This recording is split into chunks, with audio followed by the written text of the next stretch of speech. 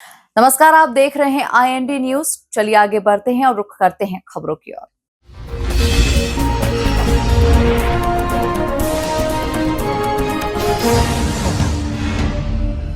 इंदौर के पिपलियापाला चौराहा स्थित शहीद उधम सिंह की प्रतिमा पर सिख समाज के लोगों के द्वारा आज शहीद दिवस के अवसर पर उधम सिंह की प्रतिमा पर माल्यार्पण किया गया। आपको बता दें कि उनके बलिदान को इस अवसर पर याद किया गया। गुरुवार को शहीद दिवस के अवसर पर पिपलियापाला स्थित चौराहे पर लगी उधम सिंह जी की प्रतिमा पर सिख समाज के लोगों के द्वारा माल्यार्पण कर उनके द्वारा दिए गए योगदान को याद किया गया।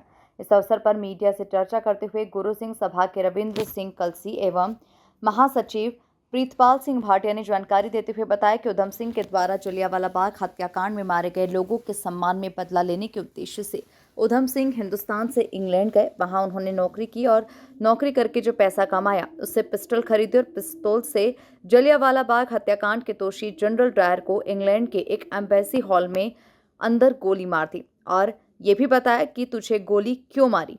बाद में कांग्रेस ने उधम सिंह को फांसी की सजा दी थी। ऐसे बलिदानी शहीद को आज सिख समाज के द्वारा याद किया जा रहा है। सिख समाज उनके प्रति कृतज्ञ है और ऋणी भी।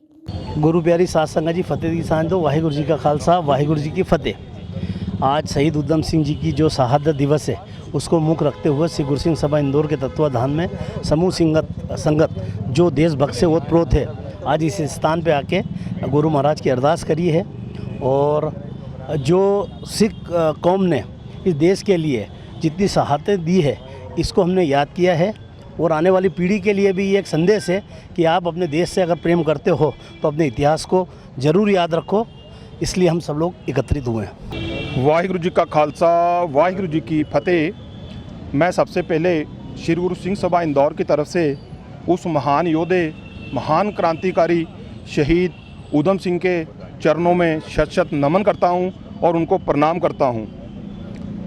शहीद उधम सिंह जो 11 साल के थे, उनके सामने जो जलियांवाला बाग में 13 अप्रैल 1919 को कत्ले आम हुआ, बगैर किसी कारण निर्दोषों को कोई मज़हब नहीं देखा गया और कोई उनका कौम नहीं देखी गई, हिंदू नहीं देखा गया, मुसलमान नहीं देखा गया, सिख नहीं देखा गया, बस गोलियां ही गोलियां। कई लोग गोलियों से शहीद हुए, कई कुएं में छलांगे मार के शहीद हुए। ये सारा मंजर शहीद उधम सिंह जब 11 साल के थे उन्होंने देखा और उसी टाइम प्रण किया, उन्होंने संकल्प लिया।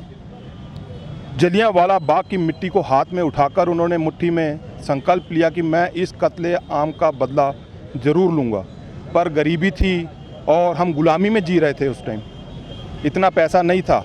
उन्होंने किसी तरह कारपेंटर का काम करके पैसा इकट्ठा किया और वो 7 समुंदर पार लंदन पहुँचे। लंदन में फिर उन्होंने वेटर का काम किया और पैसा इकट्ठा करके एक रिवॉल्वर ख़रीदा, क्योंकि जनरल डायर इस बीच में काफ़ी टाइम निकल चुका था। 1919 के बाद ये 1940 तक उन्होंने अपने अंदर ये संकल्प की प्रतिशोध की जो आग थी उसको संभाल के रखा।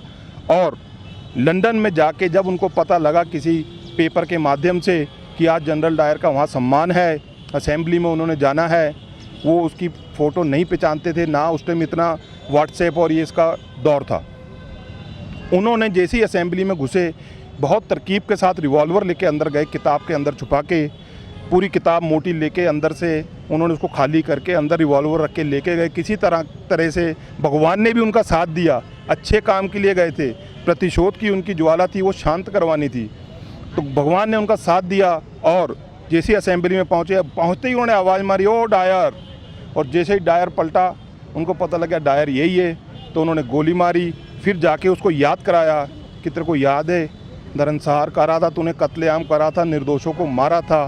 फिर उसको याद करवा के 2 गोलियां और मारी, 3 गोलियों से उसको मौत के घाट उतारा और ये संदेश दिया कि अगर हिंदुस्तान की तरफ कोई भी पैनी निगाह रखेगा, कोई भी माड़ी सोच रखेगा और कुछ करके जाएगा, वो दुनिया के किसी कोने में भी चले जाए, हमारे यहाँ के महान यूरवीर शूरवीर योद्धे उनको ढूंढ के निकाल के बिल में से निकाल के मारेंगे।